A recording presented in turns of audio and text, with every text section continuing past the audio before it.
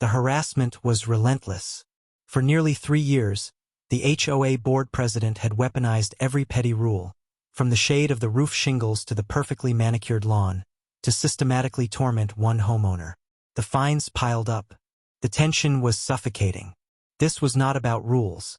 It was about the abuse of absolute power that it all climaxed in a final, arrogant hearing, where the board was poised to seize the man's home. They sneered at his quiet dignity, convinced they had already won. What they did not realize was that the man they were about to destroy wasn't a victim at all. He was the high-ranking official who was about to use their own corrupt system to dismantle their reign of terror, brick by brick. The home was number 14, nestled deep in the Whispering Pines community, a neighborhood carved out of an old pecan orchard. For the man who lived there, Arthur Vance, it was more than just property. It was a sanctuary built on the promise of quiet stability. Arthur was a study in reserved competence. He worked a demanding, invisible job that required intense focus and absolute discretion. And when he came home, all he asked for was silence and order. His small, single-story house was modest but immaculate. The lawn was cut to a precise height. The walkway stones were swept clean every morning. It was the kind of order that hinted not at obsession, but at a man who needed control over the small details of his personal life because the demands of his professional life were so monumental. The neighbors saw him as polite, solitary, and intensely private. A man who kept to himself and bothered no one. The initial years were uneventful, a blissful stretch of peace that justified the premium paid to live under the community's covenants. Arthur enjoyed the crisp quiet of the mornings and the predictable rhythm of the trash collection. He was the perfect, invisible resident. But Whispering Pines had a self-appointed heartbeat, and it belonged to the Homeowners Association Board, chaired by a woman named Eleanor Thorne. Eleanor had run the community for over a decade, her authority having slowly expanded from enforcing noise restrictions to meticulously scrutinizing every shade of paint, every shrub, and every car parked slightly askew. Her power was a self-feeding entity. The more she was unchallenged, the more absolute it became. The conflict didn't begin with a shouting match or a dramatic confrontation. It started, as most abuses of power do, with a piece of paper. The paper was a formal violation notice, slipped silently into Arthur's mailbox one Tuesday afternoon. It stated that the shade of the mulch in his flower beds was non-compliant with the new, recently revised aesthetic guidelines. It was an absurdity, a piece of dark, shredded wood, but it was accompanied by an initial $50 fine. Arthur barely glanced at the notice. He assumed it was a clerical error, a box checked by accident. He simply bought new mulch, a lighter, approved shade, and changed it himself. He wanted peace, not a battle over gardening supplies. But for Eleanor Thorne and the HOA, compliance was not the objective. Control was. The small, petty fine was just the initial test, the first tug on the thread. Arthur's quiet, immediate compliance, which he saw as a path to peace, was interpreted by the board as weakness, the first crack in the wall of a man they believed they could easily dominate. The sanctuary he had created was about to be invaded, and the rules he trusted were about to be weaponized against him. The mulch was just the beginning of a systematic, absurd campaign designed to break the quiet man in House 14. The initial mulch violation was not an isolated incident. It was the opening salvo in a calculated campaign. Arthur's decision to quietly comply, which he hoped would end the matter, only emboldened the board. They saw his desire for peace as surrender, a blank check for escalating interference. Eleanor Thorne, the board president, shifted her attention from the general community rules to a forensic examination of House 14. The notices began arriving with a chilling regularity, a constant, suffocating drip feed of anxiety. First, it was the mailbox post. The community standard required a post painted midnight bronze. But Arthur's, the board claimed, had faded ever so slightly into a tarnished copper. The difference was imperceptible to the human eye, requiring a specialized color spectrometer to detect, yet the violation was declared non-negotiable. The fine was a modest $100, but Arthur felt the cold calculation behind it. This wasn't about aesthetics. It was about asserting total control over his personal space. He repainted it, spending a valuable Saturday correcting an issue that only existed on paper. But as the bronze paint was drying, a new, more audacious notice arrived. This one concerned the patio furniture. The covenants mandated neutral, earth-toned materials. Arthur's set was made of dark, wrought iron. The board's objection? The deep crimson cushions, which they classified as aggressive and distracting. The fine was $250, accompanied by a threat of replacement by a board-approved vendor at Arthur's expense if not rectified within 7 days. He replaced the cushions. He moved with a quiet, efficient determination, unwilling to give them the satisfaction of an emotional reaction. He treated each absurd demand as another bureaucratic hoop to jump through, a pointless but necessary tax on his peace. But the constant effort, the slow erosion of his freedom to simply exist in his own home, began to wear him down. He started checking his mailbox with a knot in his stomach, anticipating the next petty mandate. The tactics of the board became more aggressive and overtly abusive. When no legitimate violation could be found, they simply manufactured one. It all climaxed in a final, arrogant hearing, where the board was poised to seize the man's home. They sneered at his quiet dignity, convinced they had already won. What they did not realize was that the man they were about to destroy wasn't a victim at all. He was the high-ranking official who was about to use their own corrupt system to dismantle their reign of terror, brick by brick. The home was number 14, nestled deep in the Whispering Pines community, a neighborhood carved out of an old pecan orchard. For the man who lived there, Arthur Vance, it was more than just property. It was a sanctuary built on the promise of quiet stability. Arthur was a study in reserved competence. He worked a demanding, invisible job that required intense focus and absolute discretion. And when he came home, all he asked for was silence and order. His small, single-story house was modest but immaculate. The lawn was cut to a precise height. The walkway stones were swept clean every morning. It was the kind of order that hinted not at obsession, but at a man who needed control over the small details of his personal life because the demands of his professional life were so monumental. The neighbors saw him as polite, solitary, and intensely private. A man who kept to himself and bothered no one. The initial years were uneventful, a blissful stretch of peace that justified the premium paid to live under the community's covenants. Arthur enjoyed the crisp quiet of the mornings and the predictable rhythm of the trash collection. He was the perfect, invisible resident. One week, the violation cited excessive moss accumulation on the north side of his roof. Arthur, knowing his roof was pristine and professionally cleaned 6 months prior, documented the entire roof with time-stamped, high-resolution photographs. He submitted the evidence, expecting the fine to be dropped. The board's response was a stunning display of administrative arrogance. They acknowledged the photos but stated they could not verify their authenticity and that their trained inspectors' assessment stands. The fine was not dropped. It was doubled for failure to timely address the violation, now totaling $500. This was the first time Arthur felt a truly visceral surge of injustice. The game had moved from petty enforcement to outright fraud. He realized that the HOA was not simply enforcing rules. They were funding their own small bureaucracy on his meticulously maintained property. He spent 3 days writing a detailed, 10-page letter citing specific covenant language, precedents, and the physical impossibility of their claim. He received a 1-sentence reply signed by Eleanor Thorne. "Your appeal has been denied. All fines are due immediately." The tension now resided in the walls of his home. His sanctuary was no longer safe. His professional focus, the absolute necessity of his job, began to suffer under the weight of this absurd neighborhood war. He was being financially attacked, mocked, and legally sidelined by a small group of bored, power-hungry neighbors. He knew, with sudden, terrifying clarity, that if he did not stop them, they would never stop themselves. Eleanor Thorne didn't just target Arthur. She successfully isolated him.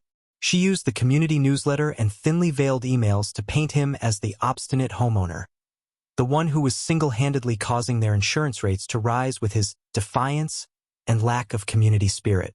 Other neighbors, fearful of attracting the board's scrutiny, began to look away when they saw Arthur, or offer only strained, pitying smiles. The silent community complicity made the harassment feel complete, absolute. The fines continued to accelerate.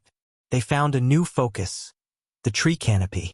Arthur had 2 old-growth oaks in his front yard, protected species by city ordinance, but the HOA claimed the trees were overhanging the sidewalk beyond acceptable clearance, citing a newly implemented, unrecorded rule. This time, the fine was a colossal $1,500, along with a demand to hire a specific board-approved and notoriously expensive arborist. Arthur finally made the move they were waiting for. He hired a lawyer. This was the trap. The moment the lawyer's letter landed on Eleanor Thorne's desk, her response was swift and devastating. The board didn't respond to the substance of the complaint. They filed a lien against his house for the cumulative, unpaid fines, now totaling over $4,000, plus legal fees. The lien wasn't just a threat. It was a physical impediment, making it impossible for him to sell, refinance, or even comfortably own his property. His lawyer, a specialist in property law, reviewed the documents and gave Arthur the grim truth. Fighting the HOA in court was a brutal, years-long, and prohibitively expensive process. The covenants were written to protect the board, allowing them to drag out litigation until the homeowner ran out of money and sheer will. Arthur sat in his immaculate living room, surrounded by the absurdity of his compliance, staring at the legal document that now claimed a piece of his home. The fines were unfair, the rules were petty, but the board's power was terrifyingly real. He was trapped in a financial and legal chokehold over mulch, cushions, and phantom roof moss. He felt the cold, hard desperation of the cornered prey. But then a subtle shift occurred. The despair gave way to a steely internal resolve. He looked not at the fines, but at the signatures, Eleanor Thorne's flourished name, the names of the 2 other board members, and a profound understanding settled over him. They had miscalculated. They thought they were dealing with an ordinary, financially fragile victim. They had no idea who they had just backed against the wall. They had just pushed a man who did not understand surrender, and whose job was literally to adjudicate matters far heavier than property liens. Arthur thanked his lawyer, politely but firmly, and told him he would be taking a different approach. The lawyer argued against it, citing the risks. Arthur simply closed the file, his expression unreadable. He walked to his private study, a room the board knew nothing about, and opened a reinforced safe that contained not money, but documents of an entirely different authority. He was done playing their game of petty fines. It was time to introduce them to the full, devastating weight of actual justice. The board was about to receive a legal letter unlike any they had ever seen, signed not by a local lawyer, but by an officer of the court whose word was final. The board's final, arrogant move, the placing of the fraudulent lien on his home, had not broken Arthur Vance. It had simply shifted his focus from defense to total strategic offense. He had spent 3 years absorbing their petty attacks, enduring their calculated cruelty over mulch and moss. Now, the tables were about to turn in a way they could never have anticipated. The formal notice arrived at Eleanor Thorne's house 3 weeks later, delivered not by a local process server, but by a solemn, uniformed court officer. It was not a civil summons. It was an order to appear before a specially convened, extraordinary session of the county's Superior Court. The action was titled, The Whispering Pines Homeowners Association v. The State's Authority and Judicial Review. The language was dense, intimidating, and utterly baffling to the HOA board. It cited obscure statutes, constitutional rights violations, and referenced a deep-seated review of the association's governance structure. The board was not being sued. They were being investigated by an authority that dwarfed their own tiny bureaucracy. Eleanor Thorne, however, was not easily rattled. She viewed the document as the desperate, final gasp of a crushed homeowner who had somehow managed to hire a high-powered, overly aggressive city lawyer. She scoffed, assuming they would simply send their own attorney to dismiss the matter as a simple, open-and-shut covenant dispute. They had the legal leverage, after all. They had the lien. The hearing was scheduled for a Tuesday morning. The board, Eleanor Thorne, flanked by her 2 submissive members, arrived with their lawyer, a smug local figure known for his ruthless handling of small claims property disputes. They were ushered into a small, sterile courtroom. The room held an atmosphere of heavy, unsettling quiet. There were no jury boxes, no public gallery, only the polished wood of the judge's bench and the tables for the parties. As they waited, Eleanor found herself glancing at Arthur Vance, seated alone at the opposing table. He looked different, not beaten, but utterly composed, dressed in a sharp, dark suit that seemed less like business attire and more like a uniform. When the bailiff announced the start of the session, the door behind the bench opened, and a figure walked in. It was a man, tall and formidable, draped in the heavy black robes of a superior court judge. Eleanor, still standing, opened her mouth to address the judge when the judge cleared his throat and did not sit. Instead, he simply stood behind the bench, placed his hands firmly on the wood, and looked directly at the board. "This session is convened under my jurisdiction," the judge stated, his voice a powerful, resonant baritone that filled the room. "But I will not be presiding over this matter." Eleanor Thorne exchanged a look of bewildered confusion with her lawyer. What was happening? The judge paused, his eyes sweeping across the three board members and resting finally on Arthur Vance. Then the true, shocking moment arrived. The judge turned to Arthur Vance. "Mr. Vance, I believe the court is ready for your appearance at the bench." Arthur Vance, the quiet, compliant man who had replaced his mulch and painted his mailbox to avoid their wrath, stood up.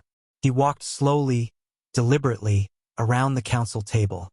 He didn't approach the witness stand. He approached the large, imposing oak bench. The board's lawyer paled, his jaw slackening as the pieces of the puzzle slammed together in his mind. Arthur Vance reached the dais. The Superior Court judge stepped back, and with a silent, profound gesture, Arthur Vance took the seat on the bench. He adjusted his dark suit, settled into the leather chair, and the full, devastating reality of the official reveal struck the HOA board like a physical blow. Arthur Vance, the man they had harassed, fined, threatened, and placed a lien on, was not just a homeowner. He was the Honorable Arthur R. Vance, one of the most respected and senior Superior Court justices in the entire county, living undercover in their community in a rare, self-imposed sabbatical, seeking a quiet life. The courtroom atmosphere changed instantly from confusion to cold, paralyzing dread. Eleanor Thorne's face drained of color. Her smug, self-assured demeanor shattered. She realized the fines, the liens, the fabricated rules. It was all now directly aimed at a man whose daily work involved judging the fairness and legality of actions far more serious than hers. Justice Vance did not begin with an angry tirade. He began with professional, ice-cold precision. He did not yell, he judged. "Miss Thorne," Justice Vance began, his tone utterly devoid of emotion. "The court recognizes you. You stand accused not by Mr. Vance, the resident, but by the state, of a gross and demonstrable pattern of malfeasance, abuse of authority, and fraudulent use of legal instruments." He laid out the evidence. Not the emotional pain, but the cold, hard facts. He produced the documentation of the non-existent roof moss violation, revealing the HOA's internal emails that discussed the necessity of manufacturing violations to cover their budget shortfall. He presented the legal opinion from the city attorney's office, confirming that the tree canopy rule was never properly ratified and directly violated local environmental ordinances. He then delivered the final, crushing blow regarding the lien. The court finds that the lien placed on the property of Arthur R. Vance was predicated on fraudulent fines and was therefore invalid ab initio, invalid from the start. Furthermore, the board's actions constitute the intentional misuse of the court system for personal financial gain and harassment. The HOA lawyer, sweat beading on his forehead, stood up to speak, but Justice Vance cut him off with a single, sharp gesture. "Sit down, counsel. This is no longer a civil dispute. This is a matter of corporate authority and judicial review of administrative conduct." He looked directly at Eleanor Thorne, whose eyes were wide with terror. She had pushed her petty little kingdom too far, into the territory of a man who held the keys to actual absolute power. Justice Vance delivered the verdict that sealed their fate. The ruling was immediate and irrevocable.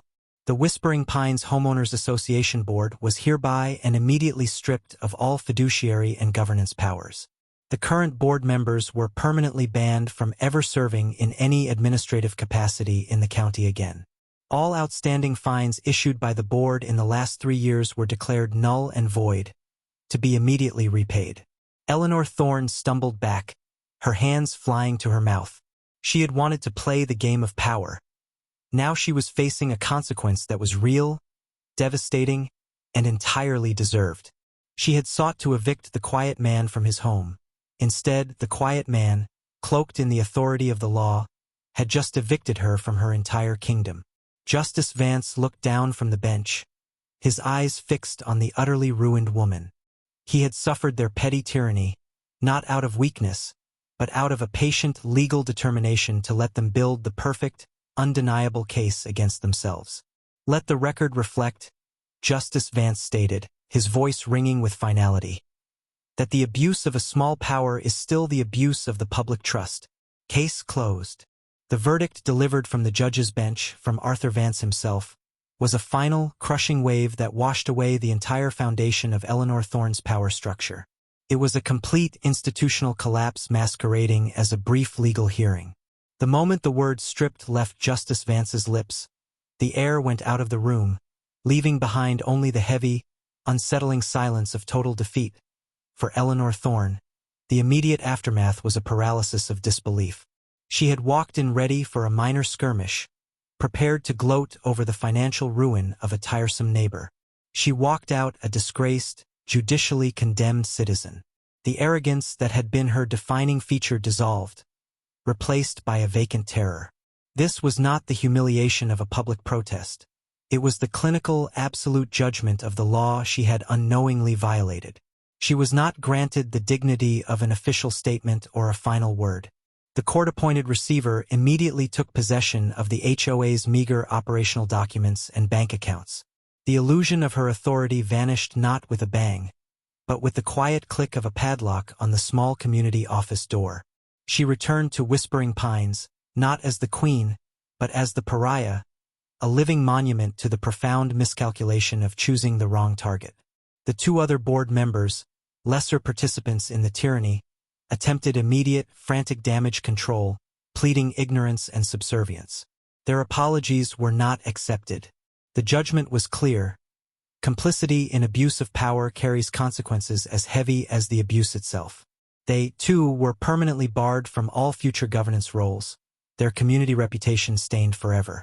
The petty kingdom Eleanor had ruled collapsed overnight, not because the people rose up, but because a single, silent figure invoked an authority far greater than her own. The long-term impact of Justice Vance's maneuver was felt most acutely in the pockets and peace of mind of every resident. The financial cleansing began immediately.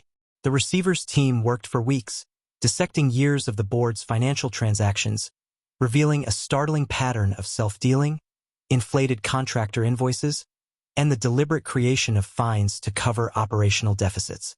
The moss violation, the mulch violation, the aggressive cushion fine, all were proven to be arbitrary revenue streams. Every penny illegally extracted was meticulously catalogued.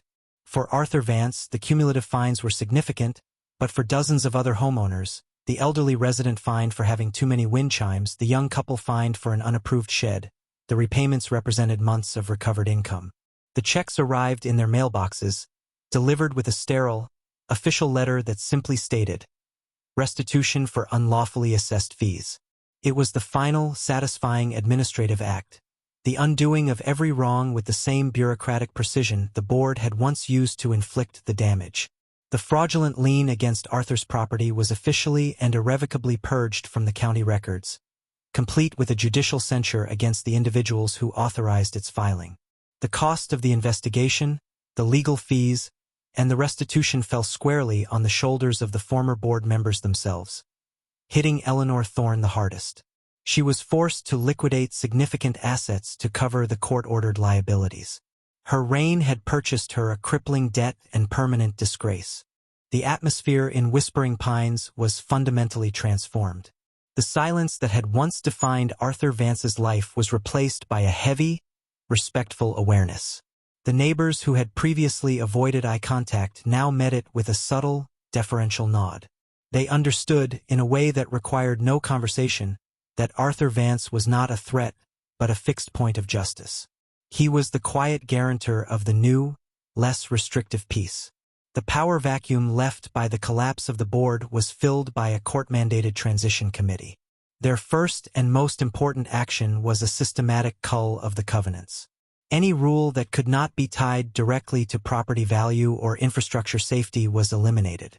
The arbitrary aesthetic guidelines, the dictates on mulch color, fence height, and even the ridiculous cushion regulations were shredded. The community learned to govern differently. The new association meetings were sparsely attended, precisely because the new, simplified rules required little aggressive enforcement. The paranoia and the fear were gone. Homeowners planted the flowers they liked, painted their doors the color they wanted, within reasonable limits. And the community thrived, not through rigid control, but through mutual, respectful self-governance. Arthur Vance settled back into his immaculate home, the noise of the conflict finally silenced. He resumed his demanding professional life, the only trace of the 3-year war being the quiet assurance that his property, his privacy, and his peace were now inviolable. He had never intended to rule. He had merely intended to live, and when that simple right was threatened by corruption, he responded not as a resident, but as an official duty-bound to restore order. He never spoke of the incident to his neighbors, and they never dared to ask. The story of the judge in House 14 became the neighborhood's silent myth, a chilling reminder of the true cost of unchecked arrogance.